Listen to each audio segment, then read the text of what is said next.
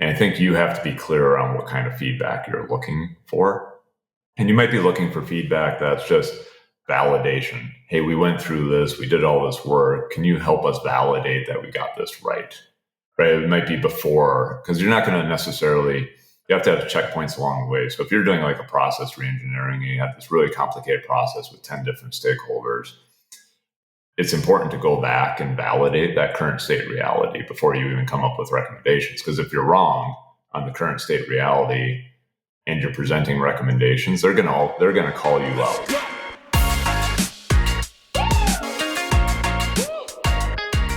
Welcome to Building Bigfoot, the podcast about growing yourself and your business.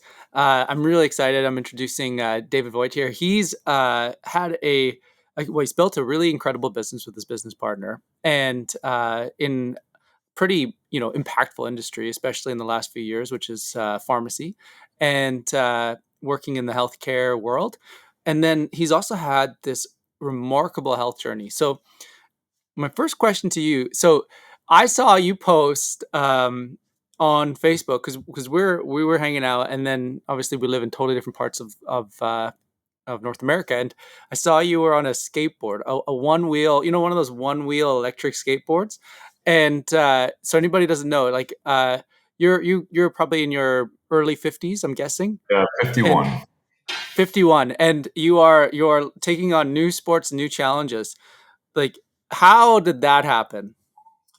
My oldest, so I've got 4 boys, and my oldest is 22. And years ago, he asked for a one wheel as he's heading off to college.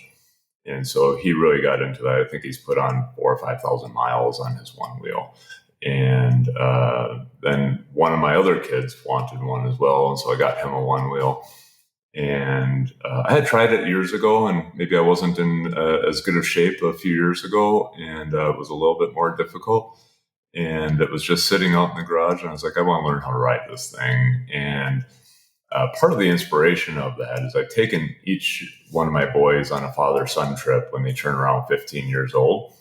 And my youngest is ready for his trip next year. And what we're planning on doing is like a 3-week overland trip around the U.S. and making it a disc golf focused trip, because he's really big into disc golf. So we're going to go to disc golf tournaments, play disc golf every day, and hit national parks. And I thought, wow, that would be fun if the two of us could actually one wheel around some of these national parks together and just kind of make that. So I'm on my journey to learn how to ride the one wheel without killing myself. And so that video was kind of my first day. So that's my objective, is to just be able to do that, to spend more time with my kids. That's awesome. And so the disc golf thing, that's pretty cool too. I've been watching those shorts on YouTube, and some of those guys are amazing. Like, I'm sure it's lucky a little bit, but I see some of these guys stand and they'll throw their disc, and it'll just literally curl around the forest and then boom in the cage. And you're like, that is an impossible throw. Yeah, we're a little obsessed with that in the family. I actually put in an 18-hole disc golf course on our property, so we can go out and play every time. And then next year, the World Championship is about 1 hour from us in Bedford, Virginia. And so we're going to hit the World Championship in 2024. So pretty excited about this. Oh, crazy. Yeah. Wow. That's super cool. That's amazing. I had no idea. And so you went and so you started Acceleration Point. How many years ago did you start Acceleration Point? So we started from a full-time basis in September of 2015, and we started it more as a side gig to our big corporate jobs about a year before that. But the official start date was September 1st, 2015. And that business has since grown on to be, I would say, very successful. And you're building this with your business partner, Scott, which is pretty cool, because obviously myself and Steve, we're same sort of situation. We're co-CEOs, business partners, building this together. And you don't meet a lot of people doing that. And so I think that's very cool. Yeah, I think I think it's unique. I used to listen to a lot of Dave Ramsey and financial advice, and one of the things he said is the partnership is the only ship that sinks, and it was a warning, to avoid partnerships. And I certainly have a lot of friends and people I've seen that have had failed partnerships, and so I think it's quite unique to have a long lasting partnership where you get along very well and you're complementary to each other. And so between myself and Scott, it's just somewhat of a magical relationship where we're generally in alignment. We have very few disagreements, and we complement each other's weaknesses and strengths. And so I think it's worked out very well for me, but it certainly could be a difficult path to follow, I think, for most people. Yeah, no, for sure. Because I don't know how it works with yourself and Scott, but for myself and Steve, obviously we're brothers, so that helps because we come from the same. We have a lot of this shared core values, but then Sure. we're used to kind of duking it out. We're used to having, like there's holes in drywalls like around, because we used to move. We moved quite a bit as kids growing up, and like we deal with stuff, and so in business, it's a lot like, I would say, in a marriage where if you want to put yourself first, you can do that, but it's probably not going to last very long. um, but if you're both committed to, having the best interest of the business at heart, and you're committed to making decisions together and collaborating on those, I think the ideas and the benefits of it end up being pretty profound. For you, what would be some of the benefits that you've seen having worked with Scott? I think he and I have a lot in common. As an example, I think of my superpower as being process engineering. I can take a look at a ridiculously complex process or problem and just instantly see how I could improve that process. And Scott actually comes with that same gene. He has ability to do that. We're not technical founders, but we're both techie, and so we don't mind learning something on the tech side and figuring out how to do that. And then I think our third thing that we have in common is we're just avid learners. And so we don't, just because we haven't done something, it doesn't prevent us from going out and learning it. I can go spend 3 or 4 hours, 3 or 4 days researching something and know more than 95% of the people out there. And in our business, as long as you have done more research and you have more knowledge than the majority of your clients, you're in a pretty good position for becoming an expert in that process or in that field. And so Scott and I share those three things. And then on the differences, he's one of the most brilliant organizational effectiveness training people I've ever met. He's one, world class in those things. He's not really good at numbers. He's not really good at finance. But I come with 15 years of finance background and operational background. And so, on the things where we're different, those things seem to be very complementary. And so it's nice having some things shared and then some differences. And I think that's really worked out well. And you brought up marriage, and it's interesting. I think it actually goes the other way. Some of the lessons I've had, and I think I probably need to get better at it, is one of the reasons Scott and I work really well together is because we have these shared long-term goals. And this is where we want the company to be. This is how we want to grow. We're both incented on the same way, right? We're incented financially. We're incented by the growth of the company. We're incented by creating great places to work for people. And I think if you can use that same type of philosophy in your personal life, it's a lot more enjoyable. So I'm sure whether it's a project that you're working on, like a home renovation, some of the most stressful times that you could have in your personal life is doing a home renovation or home construction with your wife. but at the same time, it's probably also the most exciting because you both have this same shared long-term goal that's very articulated in what it is that we're trying to achieve. And so like having that project or having that long vision personally, I think there's a lot of value to that. I don't know if I do that and practice that as much as we should, but I know when my wife and I are aligned around something in the future that we're both working towards, it feels like that's the best time for our relationship.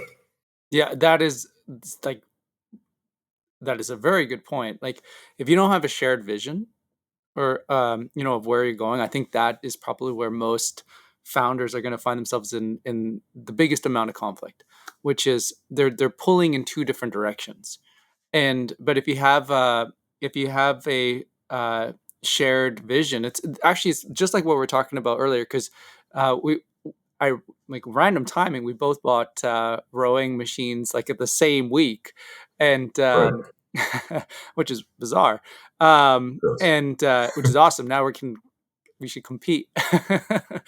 You need to change to the concept two rowing machine so that we could actually join a Yes. team together. Well, maybe I will, because yeah, we'll see how that goes. But the key is that if you both have the same vision, all of a sudden you go from like a one man to a two-man rower. You now have two people who are pulling in the same direction, and the speed at which you get there, the brain power, the collective energy, even the ability just to kind of like pick each other up when one's down. That is like truly remarkable. But then you gotta have clarity of vision. Like we did the Vivid Vision program. I forget what the her name is, but that was really great for us. Have you guys ever done the Vivid Vision? So I haven't gone through the official program. However, I did create a draft of a vivid vision just about 3 weeks ago. And that was really the first time I started at least articulating my perspective down, which I thought was important.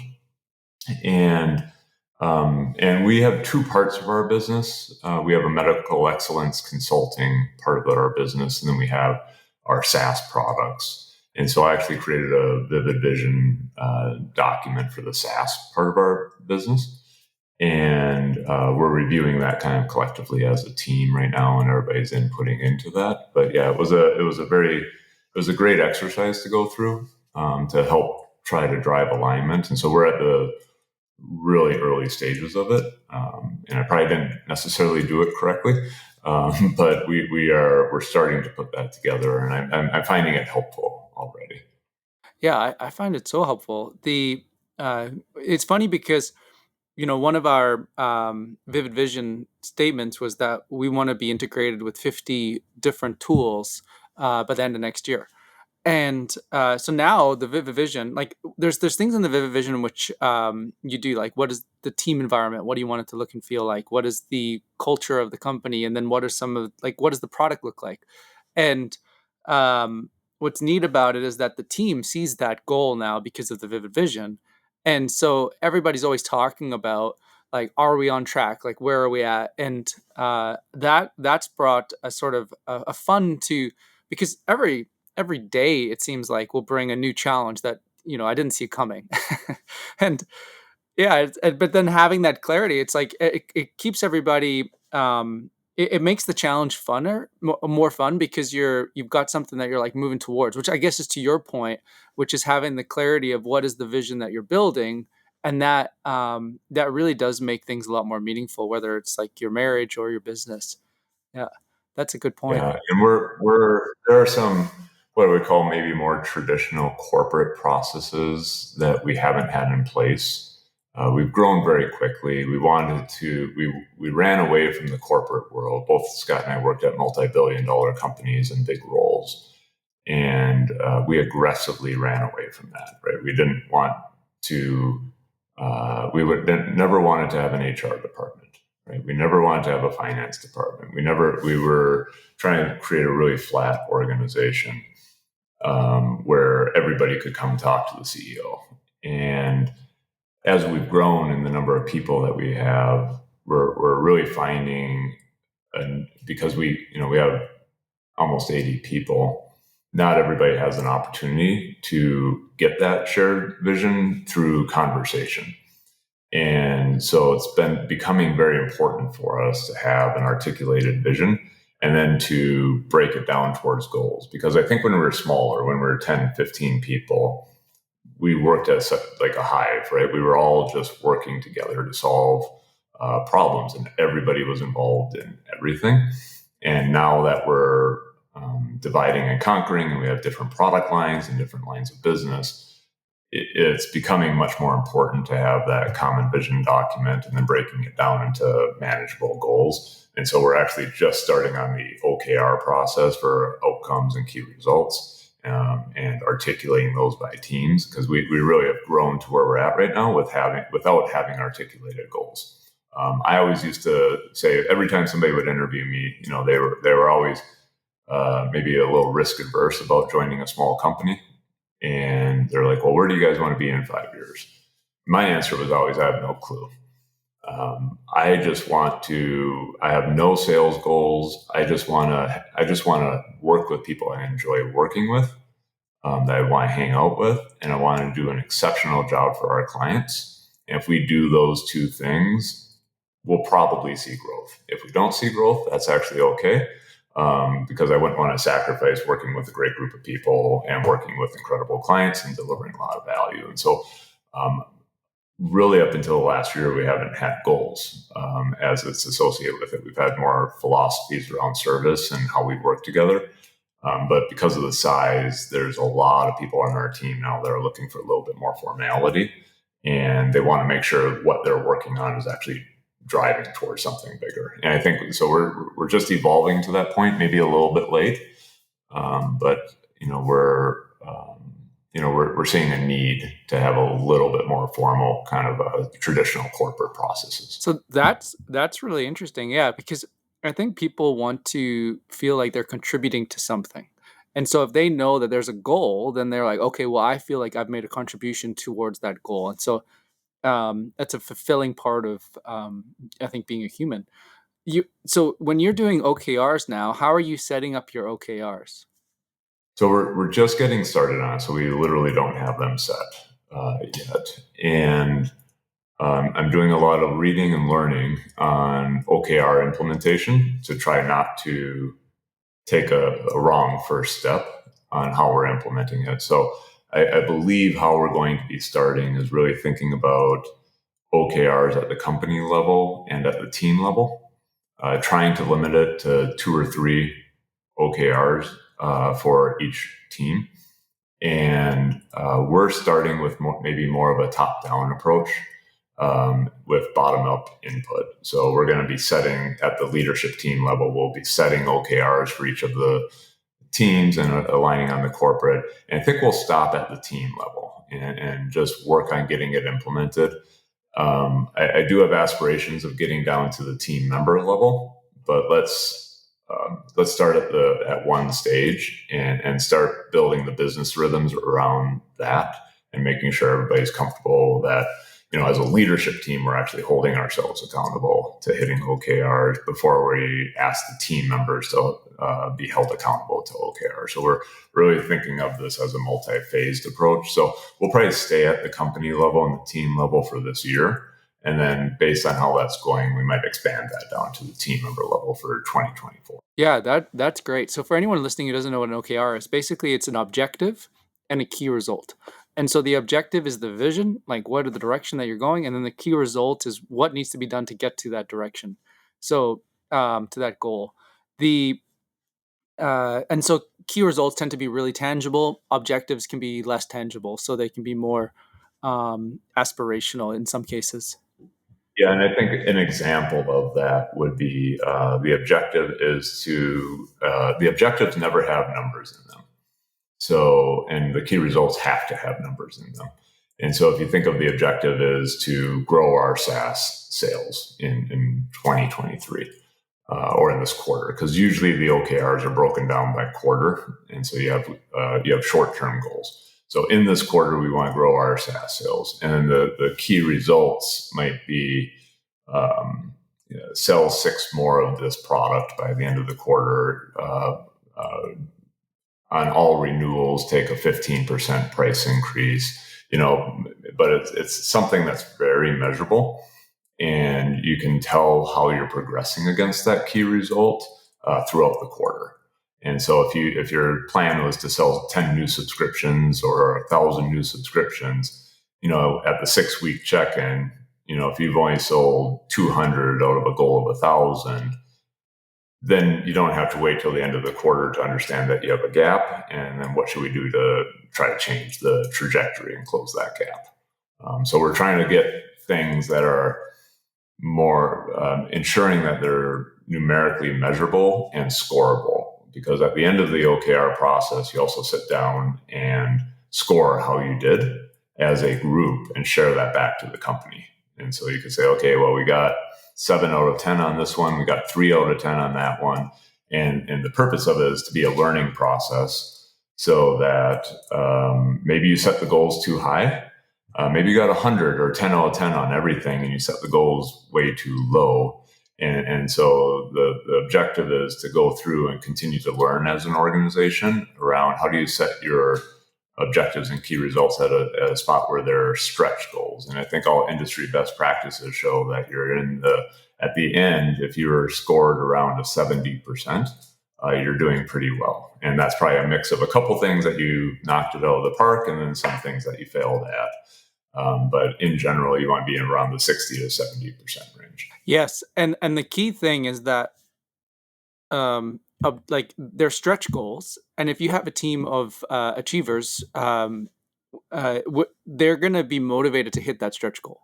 So they're going to be stretching themselves to achieve the outcomes. But the key is that these are not like things that you use as a like a review for an individual's performance. They are separate of that. And I think that's like part that people sometimes get wrong or misunderstand with OKRs. This is really about communicating and articulating strategy, and then everybody feels or understands how they can make an impact towards that strategy. And it's a very powerful tool when used right. We've had like we've had good experiences with OKRs. We've had real challenges with OKRs because one of the mistakes I made early on is I allowed our or encouraged our team to write their own OKRs, but never gave them feedback as to whether or not those things were actually directionally accurate. And so what I would do in the future is more like what you've done now, where you'd start with a more top-down approach and actually allow people to understand the process of OKRs and how they work, and then give them, say, the opportunity for individual team members to now say, okay, 2 of these OKRs are set already, and now I have an opportunity to write one OKR or one of my own that's going to be moving towards the same outcome, and not to bite off too much, because I've definitely gone to where I've had 5 OKRs personally, and you are working really, really, really hard to try to get those 5 across the line, and it's I think 2 or 3 is probably really ideal. Yeah, that's everything I've read. And I think the challenges I've had so far in the implementation is just the calibration of what an OKR is, right? Initially, when I had a couple of my leadership team tell me what they think the department OKR should be, it was much more of a task-oriented approach versus a measurable outcome. Like we're going to, it was 5 things as key results that were either going to be yes or no, right? That we're going to, finish the customer journey playbook. We're going to recruit 2 people.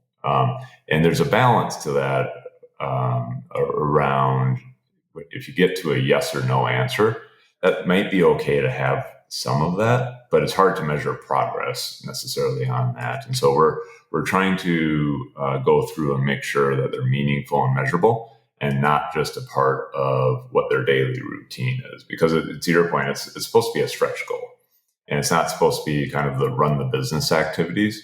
Like, if you have an SLA for your customer support team that you want to answer, 90% of the calls within 10 seconds or something like that, or 90% of the emails within 3 hours. You have to be careful around just putting your SLA numbers in there versus we want to improve our email response rate by 35%. Because then you can actually say, okay, well, we used to be at a baseline of 90 seconds, and what we're trying to get to is an improvement to get down to 60 seconds, or we used to be at 24 hours, and now we want to get down to 3 hours. So if you start to articulate things as improvement versus kind of that baseline, I think that'll go better as well. Yeah, 100%. And the other thing that I found really helpful with OKRs is reviewing them on a weekly basis. So having the team members with even their team just as a week taking out time like 30 minutes a week just to everybody sort of say their OKR, where they're at, how are they doing, where are they struggling, what do they need help with. And I just find that is a really good like recalibrator, and everybody's more clear on their goals, and it ends up being much more successful by the end of the quarter. Um, the so uh, so David, so you and I, we've met basically through business events, and one of the events was tons of fun. And for anybody listening to this, you might pick it up a little bit, but David's got a bit of a baritone voice. I didn't realize just how much of a baritone voice. We were in Tennessee, and we got this opportunity to go to a recording studio in Nashville, and literally write and record and produce a song. And we were part of a team that were very, very talented musicians and producers and recorders. I believe the producer was an Emmy award winning. The writer was an Emmy, yeah, multiple. And the writer had like written numerous number one chart songs. Well, David ended up being part of the singing crew, and uh, your voice was amazing. I just remember how excited the recording studio got when you would start to sing, because you had that like deep chocolatey voice, and it was super cool. So we wrote the song together. I haven't received any contract offers though, so I was hoping maybe I could have a new career starting after that day, but nobody's reached out. They were probably like, "You're too expensive." Yeah, That's but yeah, it was such a fun experience. But what I'd love to know is, okay, what's your story, and where did like your background as a kid growing up all the way to today? Did you always know that you were going to be an entrepreneur? Where did you start, and how did you get to where you are now? so I think I was always destined to be an entrepreneur, but I took a road that led me to a corporate job for the majority of my career. And when I was very little, I was very entrepreneurial. We were in a newly developing neighborhood. I started a business and did marketing, passed out flyers, went door to door for doing things like dog sitting and house sitting. I did watering the lawns. I did lawn mowing, and had a whole price list of all the services that I would offer, and really enjoyed that. And then I also started flipping bicycles, and so I'd go to garage sales, buy bikes for $2 or $4. I'm pretty mechanical, and so I would repair the bikes and then sell them and do that. And then later on, kind of in the high school, college years, started a painting business, and so I did house interior and exterior house painting, and and that was kind of the end of it from an entrepreneurial standpoint. I went to college and got a degree in physics with a minor in math. And so I was very analytical in nature. I got out of school, worked in a tech support field for a little while, and then did not see that as a long-term career path for me. So I went back and got my MBA in finance. And the only reason I chose finance was because it had numbers in it. I had no aspirations of being a finance person, didn't really know what the finance role was. Best interview question I ever had. I was interviewing the CFO of 3M, or he was interviewing me.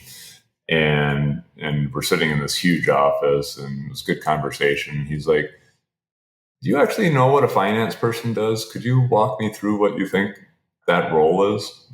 And I stumbled my way through with probably a very poor answer. I ended up not getting the internship offer, but it was always that. And then I left and I went into really corporate finance. And so I was finance at Frito-Lay, was really my first job out of undergrad. Then I went and did finance at a private multi-billion dollar company in Minnesota called Carlson. They own like TGI Fridays, Radisson Hotels, a cruise line marketing services.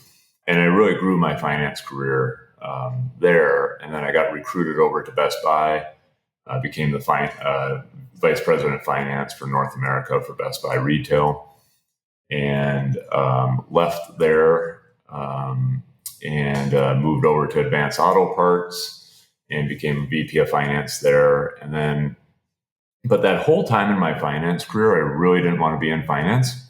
It was one of those things that you're good at, and you're doing well and you're progressing. But in my heart, I'm not a finance person. I think everybody probably has a stereotypical image of a finance person. And in some cases, they can be quite defensive in nature, meaning, they're not playing for the offense, they're playing on the defensive side, right? How do we control spending? How do we control risks? And I was on the completely opposite side. How do we grow the business? How do we take risks? And so I didn't feel like I was in a really great spot. That makes you a great finance person, though. Well, that's the thing. That's why I kept doing well in my career, because all the business partners, I was acting much more consultative in nature on how to help them grow their business.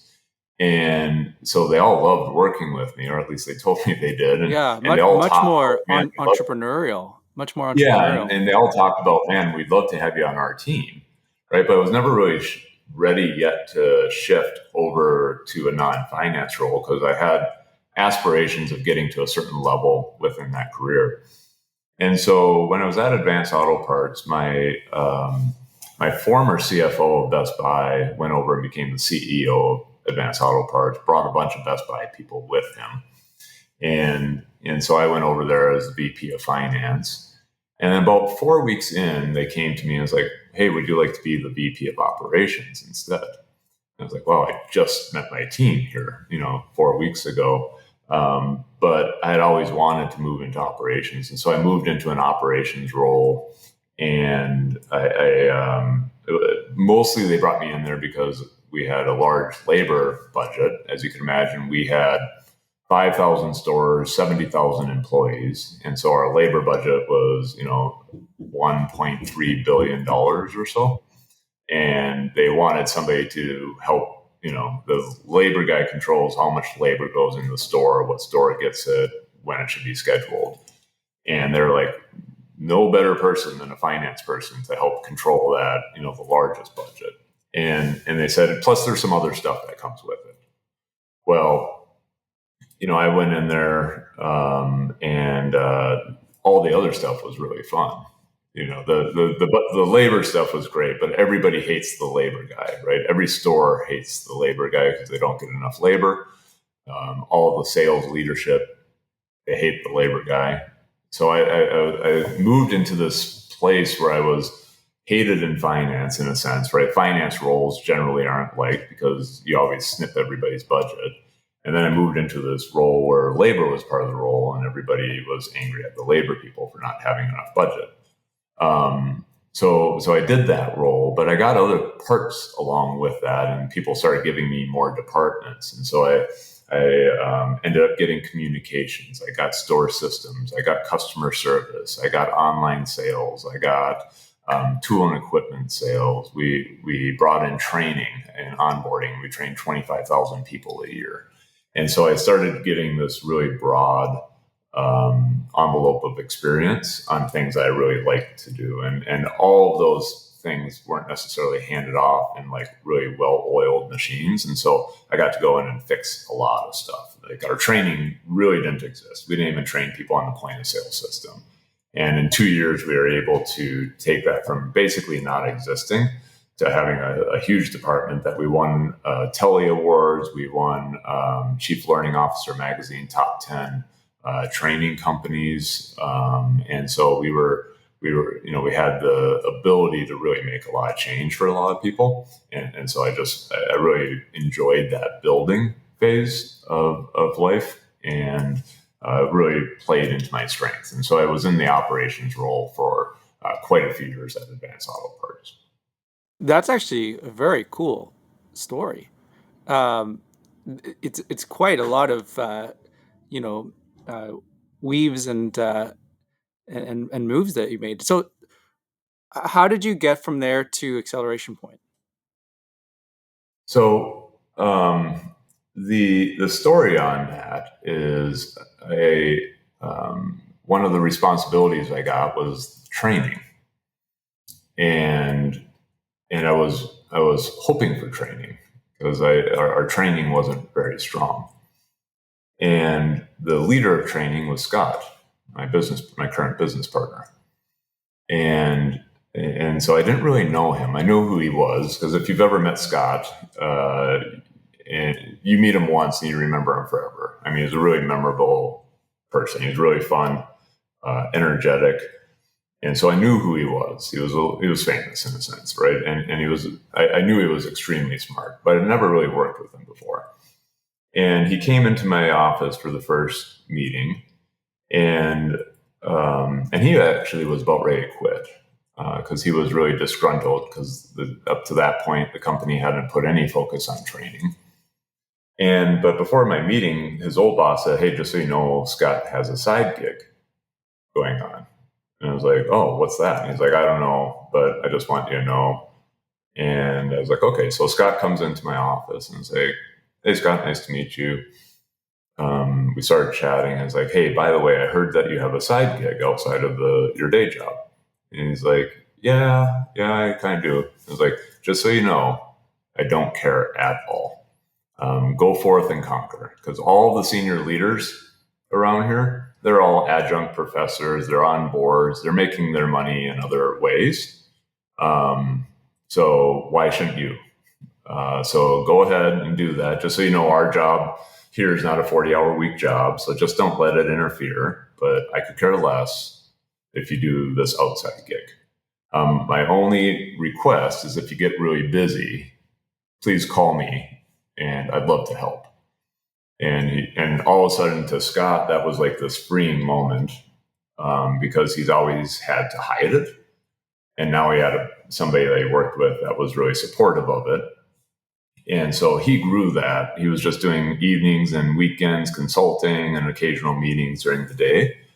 And he grew that to the point that he was making more on that side gig than he was on the job leading a training organization for a 75,000 person company. And he and I started doing a couple of side gigs together. And I was making 10,000 here, 20,000 there. They weren't necessarily huge, but it was fun, right? Learning about a new industry, learning about a new company.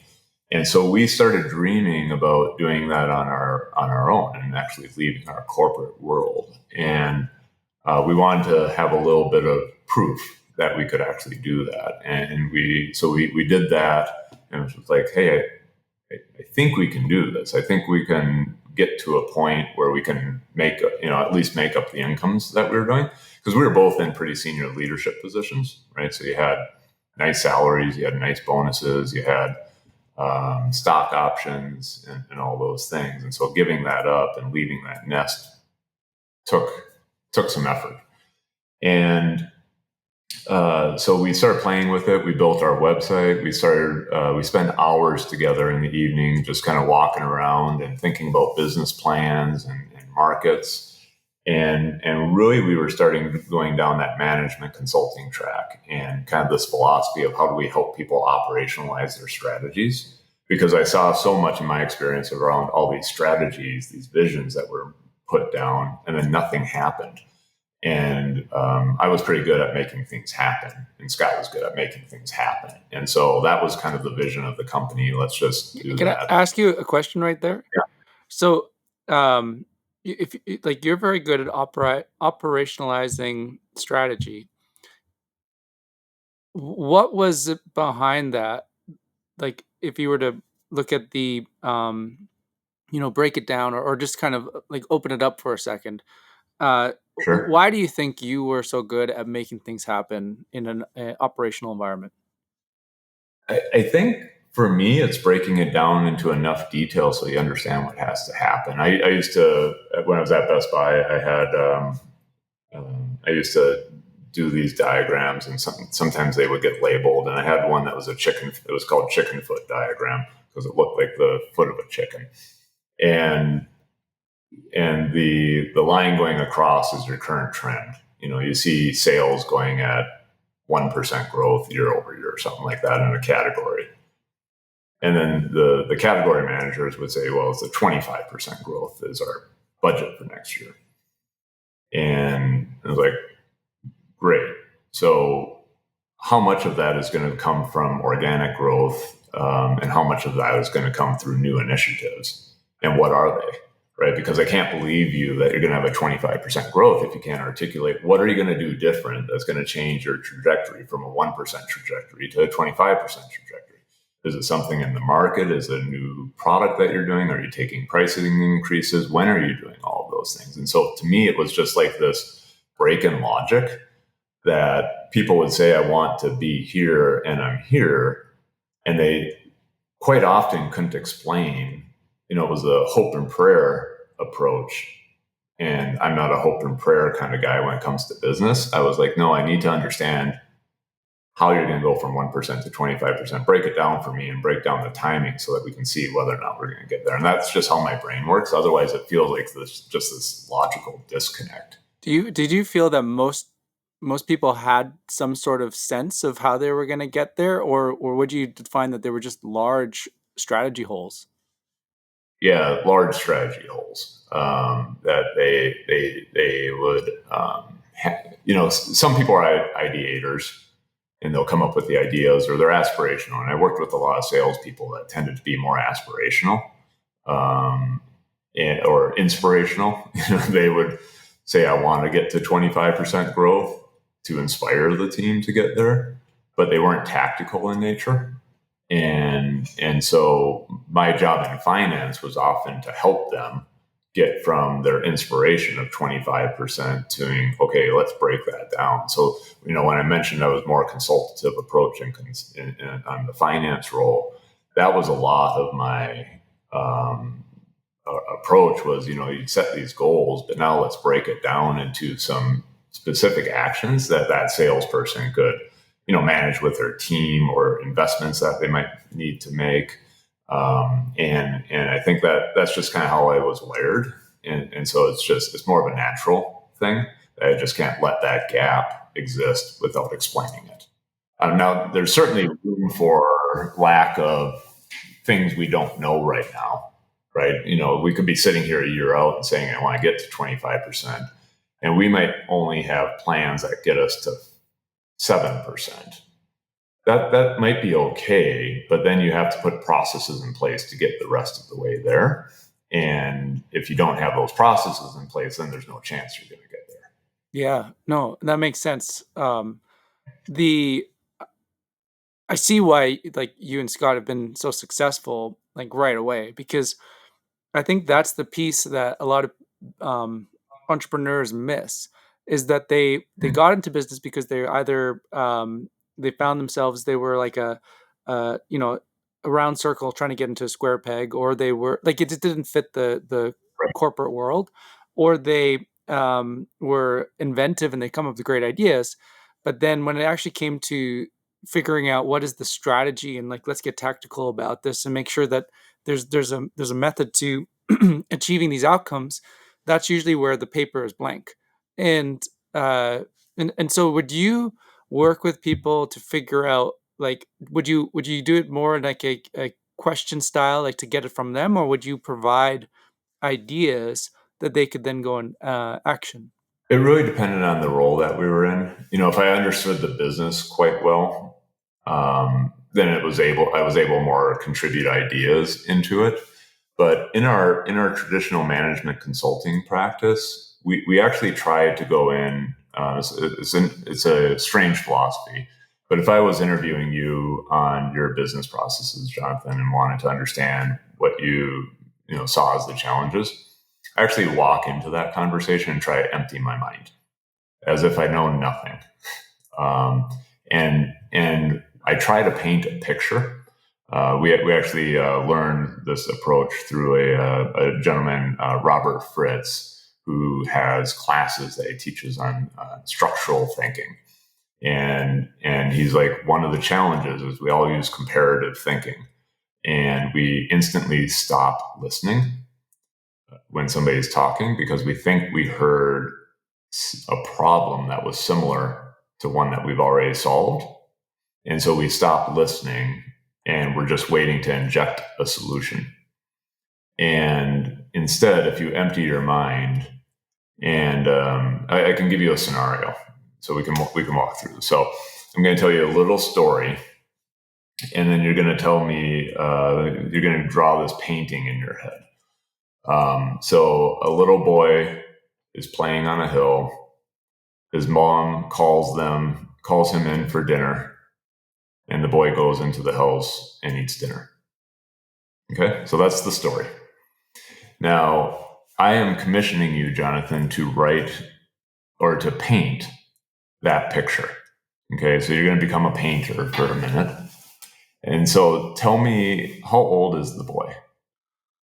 You said he's a little boy, so I'm assuming somewhere between the ages of 4 and 10. Okay, is it in the country or the city? Because he's outside and you called him into dinner, I'm going to say he's probably in like a more rural, maybe like a neighborhood. Okay. And is the house big or small? For a picture, if I was going to paint it, I'd want to see the kitchen and I want to see the kid outside. I want to see a mom and a door. So it has to be like a pretty small home. Right. So imagine I actually commissioned you to do that painting. And what my picture was that in the city, the boy on a construction lot next to the house, and he's on top of this mound of dirt because they had just dug the foundation. And the mom's in a second-story apartment building, leaning over the dirt parking lot, yelling at the boy, who happens to be 15 and playing with some of his kids' friends. And she wants to, like, that picture that I had might be so radically different.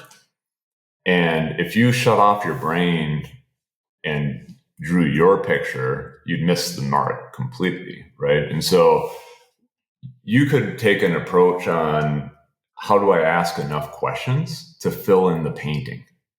And if you think about a business problem in that sense, that you want to keep asking questions until you fill in the painting. Now, it's like, oh, if you said, well, how old's the boy? Well, it's a 9-year-old boy. He's got, brown hair and blue eyes. And, oh, okay. And so you said a hill. Can you describe that hill for me? And then you do that, and then you start filling in pieces of the painting. Now, you don't have to fill in every piece of the painting because it might not be important whether he was wearing blue pants or brown pants, as an example. But you have to fill in the pieces that are meaningful enough for you to get the entire story.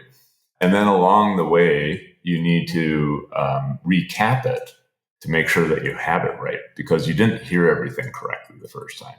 And so I would say, okay, Jonathan, just so I have it correct, your boy's around 8 or 9 years old. You guys are in the country. It's on a hill. There's a small house. Oh, you didn't tell me. What is the house made of, brick or stone? Could you tell me that again? And how many windows and doors are in the front? And maybe I said, okay, so there's a hill and there's a 1-bedroom house, and you're like, no. I never said there was a 1-bedroom house. My house is a 3-bedroom house. And so when you recap it, we call that distranslation. So you're recapping that back. You have the opportunity to check your story. And so when we approach the business problems, we use that same approach of going in with an open mind, an empty mind, not using comparative. And it takes a lot of training to do that because we all jump towards comparative thinking. Okay, I got two thoughts. I don't know if I'm falling in the trap of comparative thinking with these thoughts, but I was just listening to, I probably am. So I was just listening to a university talk, because they put these university talks on YouTube. I love it.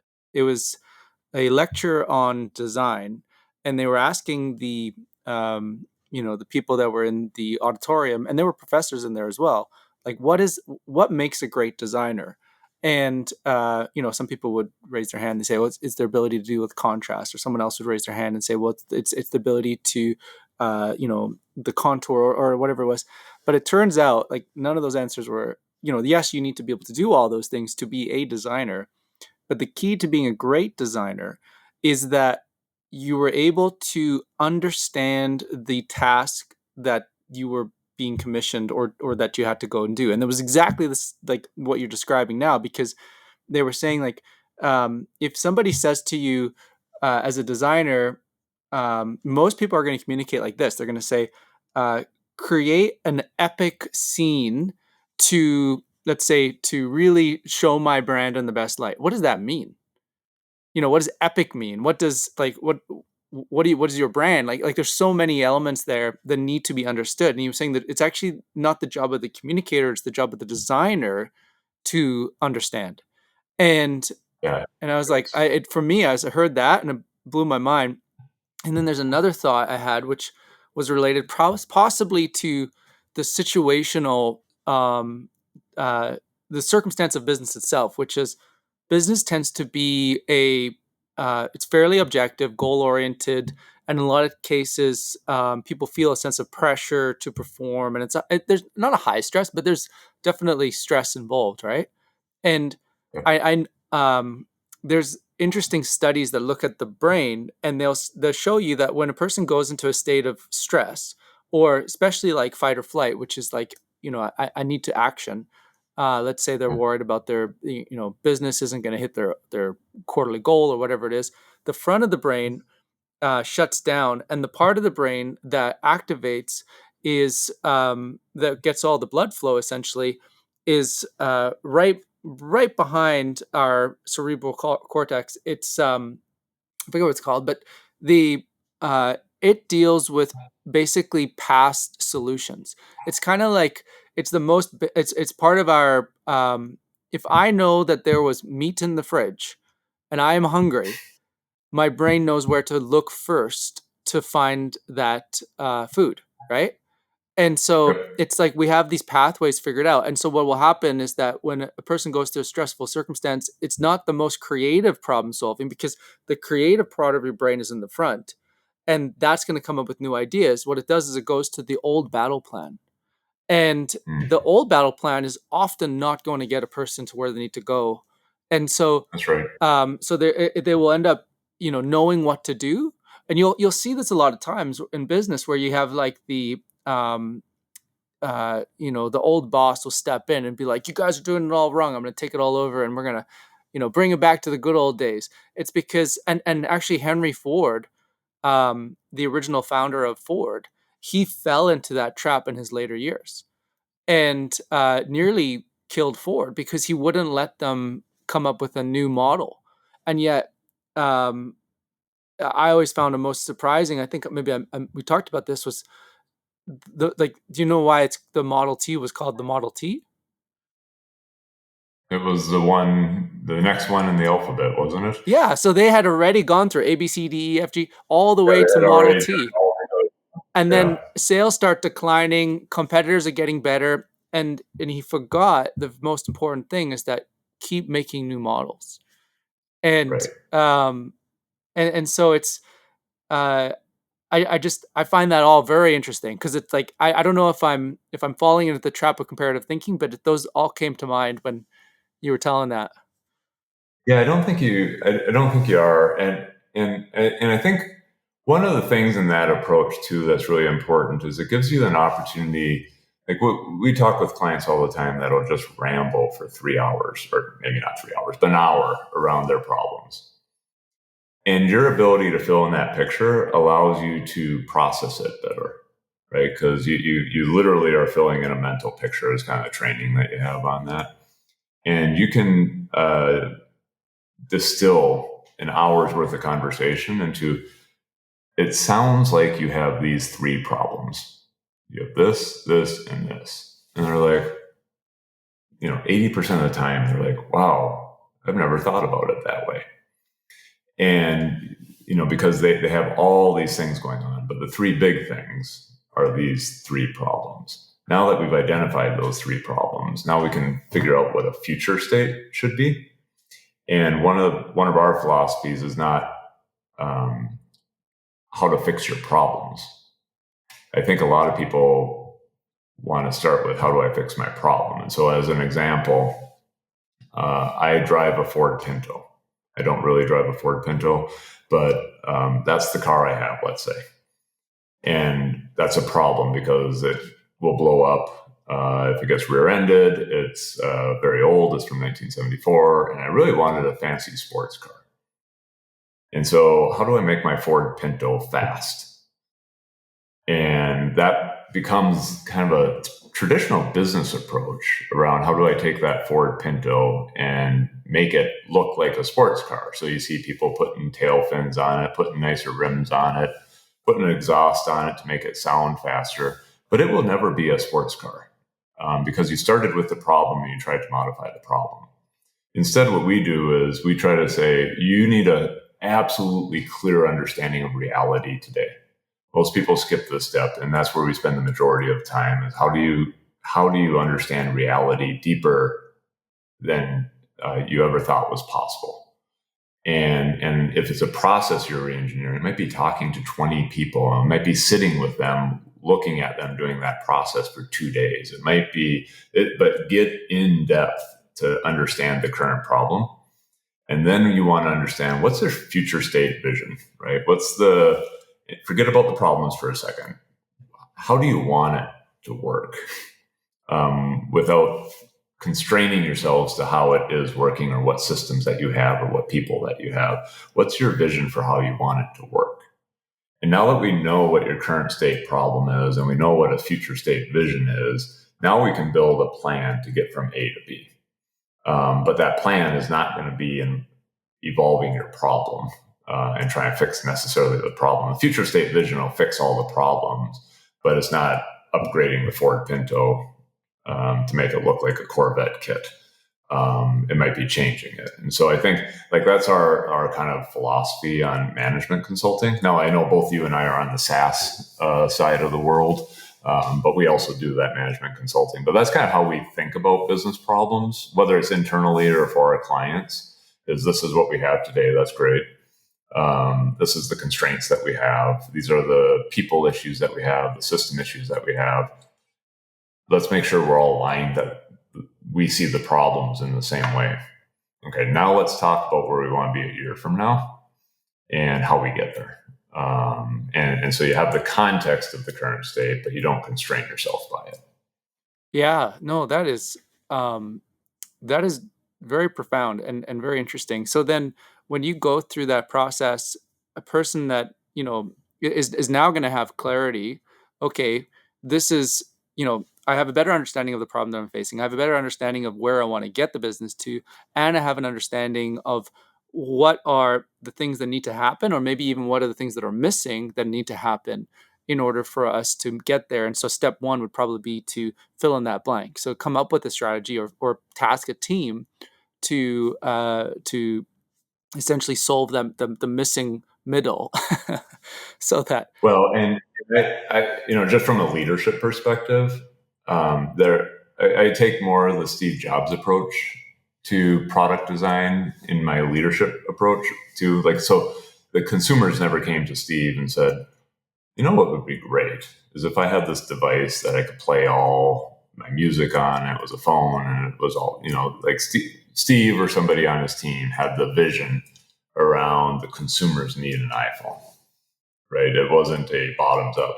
And I think there's a piece in business that sometimes we're too collaborative too early, and that there should be a small room of one or two people often that are thinking about what those actions should be and what that vision should be. Because collaborating around the end vision sometimes can be detrimental. And so I think, as a CEO or as a leader of a function, you really need to take more of an ownership in the initial creation mode, because that's your vision. and then allow others to critique, so that you're getting that collaborative effort. But if you start with understanding, how you want to, if you start with collaboration around that, that actually can put you into a groupthink mode. And it's the same way with process engineering. The worst process designs, I hate Six Sigma in general, but it might be the facilitation process that I've been in these meetings, but they sit in, often will sit in rooms with all these stakeholders on this process, and there's be 30 people in a room. And they put a bunch of stick-it notes on the walls on the process and their pain points and all of that. And then at the end of the day, they prioritize, and they start stacking the sticky notes on top of each other and come up with the 3 or 4 things that they're going to do that think is going to make the most impact. I think that's the worst way to look at any business process. I think it's like you take 1 or 2 really smart people that love process and can figure out complex issues, and you have them deep dive everything, interview people, sit with people, do that. But you put all the knowledge of the end-to-end process into one person's head that's brilliant at it. And then they can come up with it because they are the only ones in that room of 15 or 20 that know the end-to-end process. Nobody else does.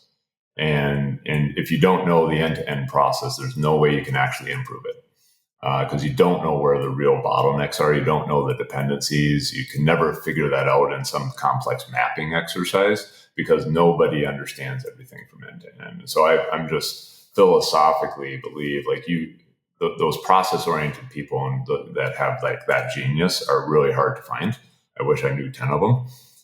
But when you find them, they can string all that together and then come up with what to do. And so I just think no matter where you are in business, whether it's, your business, my business, having somebody that on your team or a friend that you can bring in that can do that is like a really powerful add, especially if you're trying to re-engineer something within your organization. Yeah, no, definitely. And so where's the balance? So when would you bring collaboration in? Like, what would be a problem that you'd want to solve in a collaborative way? I, I like to use the philosophy of critique versus create sometimes. So people react. So let's say I was that guy that was brought in and I spent 3 weeks understanding this process from end to end, and I bring in a room of 10 people.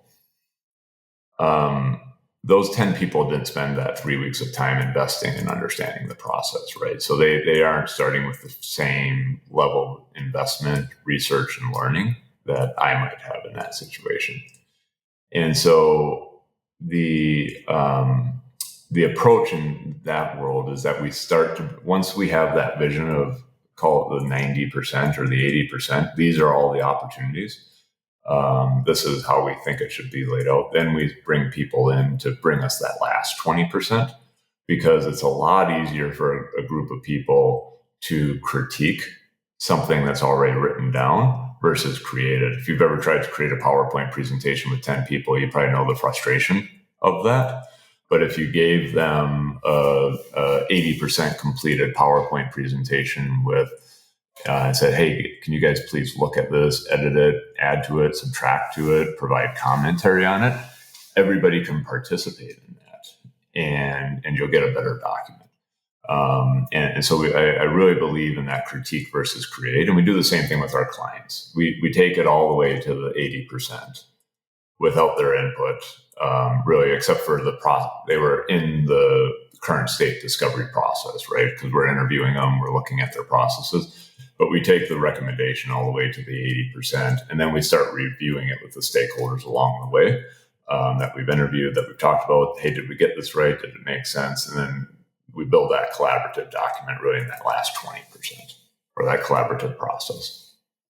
And then when you are getting that collaborative critical feedback, I've heard somebody, I think it was Seth Godin, he was saying that when he goes and he's written a book and he sends it to somebody, he's very selective about who he shares his book with to get edited. And the reason for that is because depending on the state of his editing process, he might have been past the big idea stage, and now he's just really looking for somebody to edit it grammatically, um, or maybe there's like a section that doesn't flow right, and so he said, but what will often happen is if he gives it to somebody who doesn't understand this, doesn't have that um, knowledge, or they will go straight to, and they'll start ripping things apart, but they're in the wrong part of the process.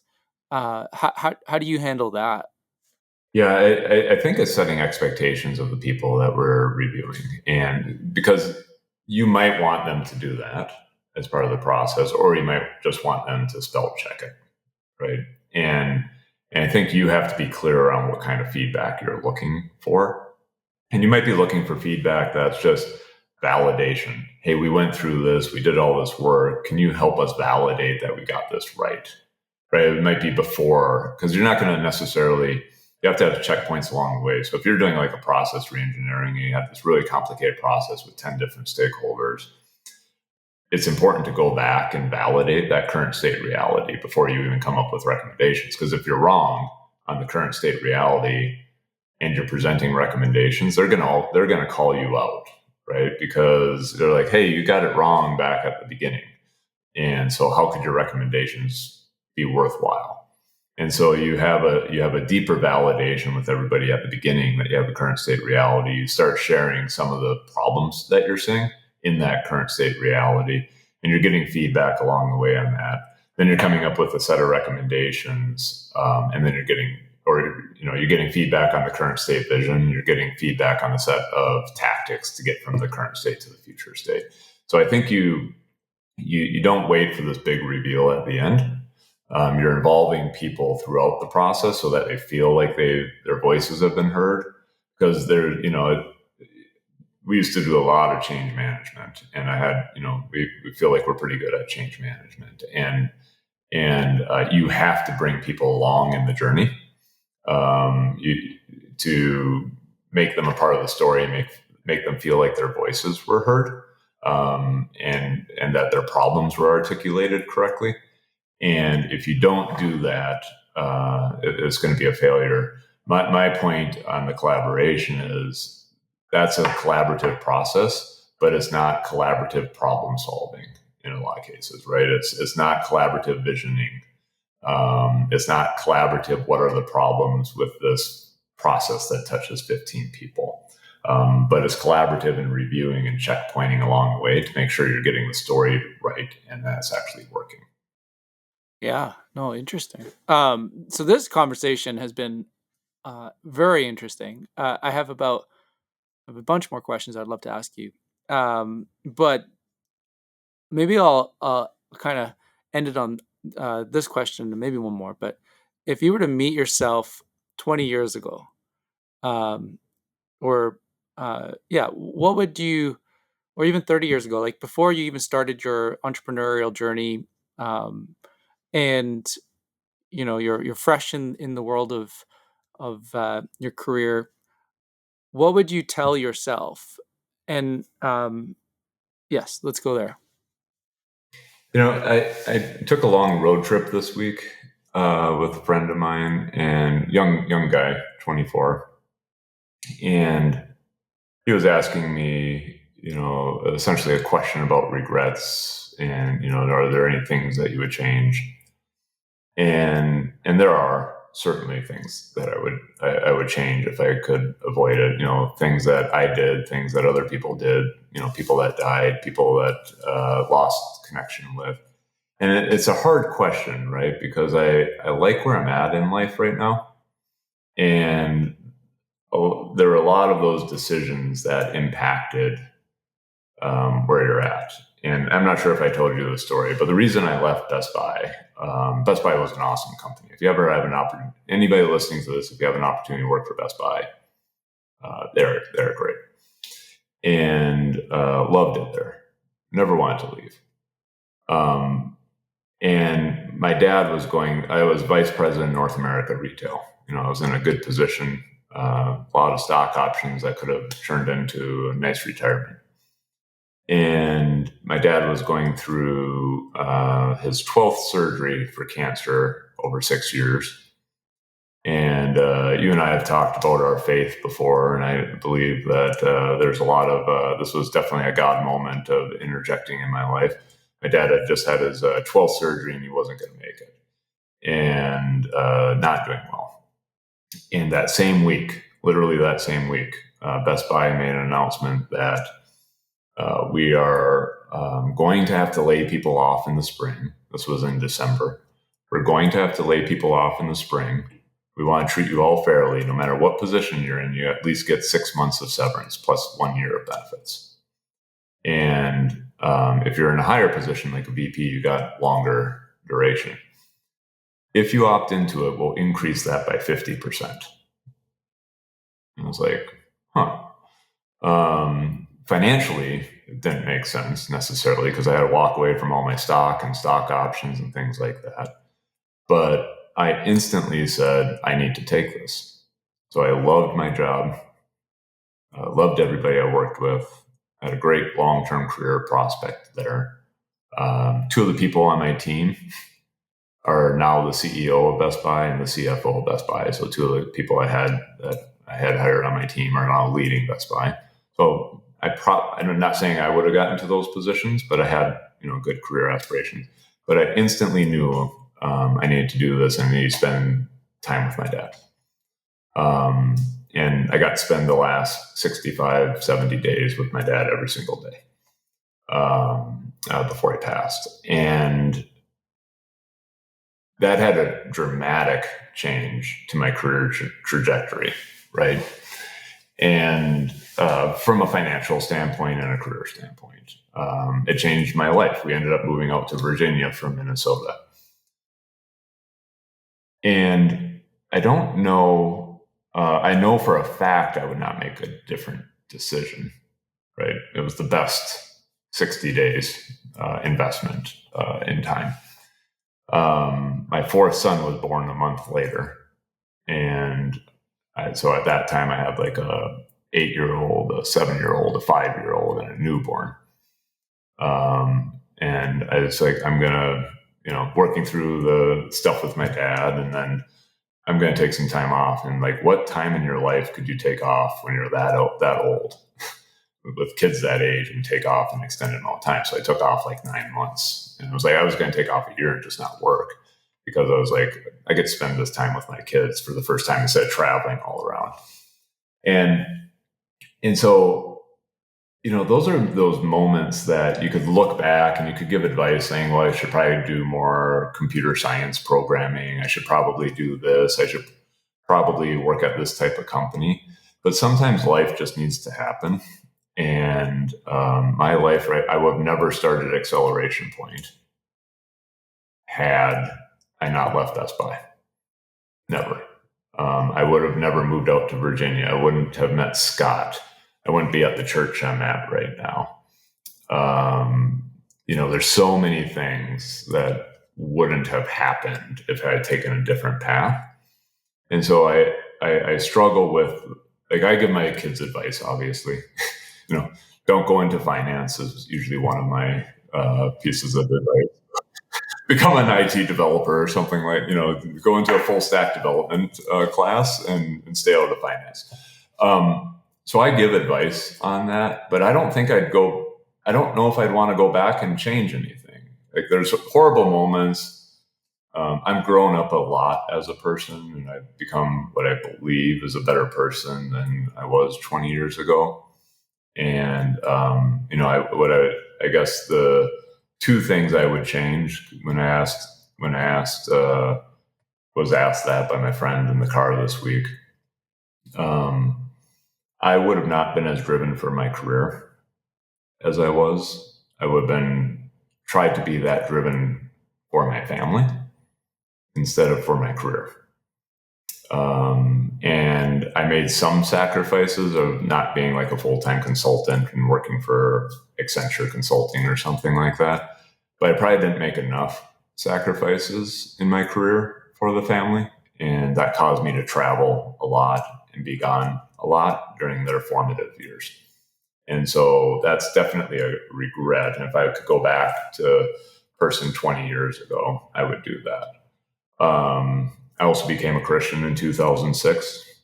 And so if I could go back 30 years, I would have figured out how to evangelize myself and present the gospel and do all of those things, because I think that's the one thing that certainly changed my life around.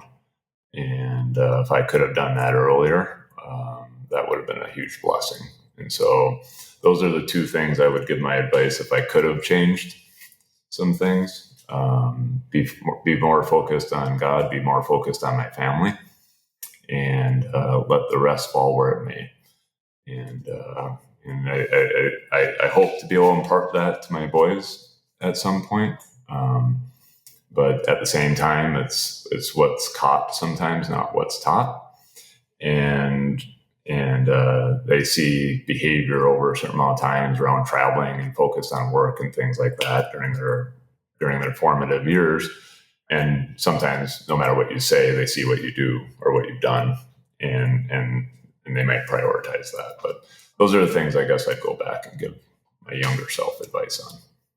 Well, David, this has been an amazing treasure of a conversation, and thank you so much. I so appreciate this.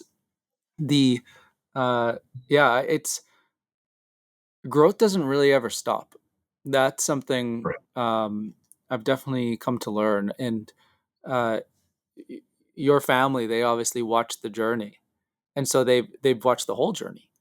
And so I've got the opportunity to watch my folks go through their own personal journeys, um, and I've always felt like I was so grateful I got to be there when they were still figuring stuff out, because I got to watch it sort of from the beginning. And yeah, and I think that yeah, there will be a lot of, I'm sure there'll be a lot of blessing that will come to your family as a result, because uh, we all get to learn how to navigate paths, and wisdom is obviously learning how to navigate our own. But wisdom is also, like you said, what's caught and not taught. But it's like being able to listen and see and hear what other people are their journey, and then actually being able to say, okay, these are things that I know I'm going to apply in my life, and it's going to be different because of it. So yeah, I just want to say how much I appreciate you. This has been such a great conversation. Yeah, I've had a great time. Thank you for asking me to attend the podcast, sir. Yeah, I, um, you are a wealth of knowledge, my friend. This has been good. Well, thank you, Jonathan. Let's go.